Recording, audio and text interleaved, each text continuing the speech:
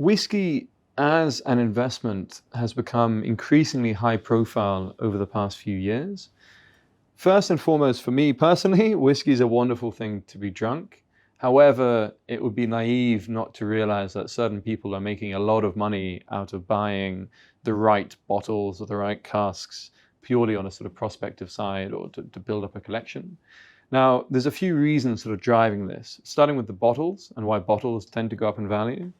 Firstly, globally, demand for whiskey is increasing. So as the market increases in general, it tends to sort of drive the price point up.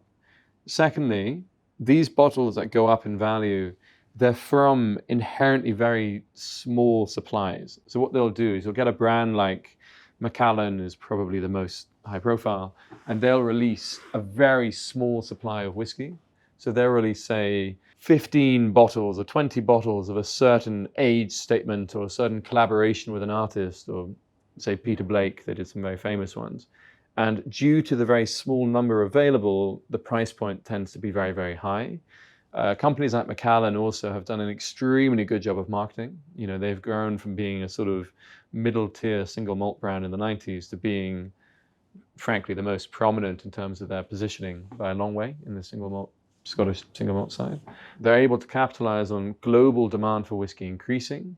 And then thirdly, they release very specific, very small batches with a lot of fanfare and quite a high primary price point.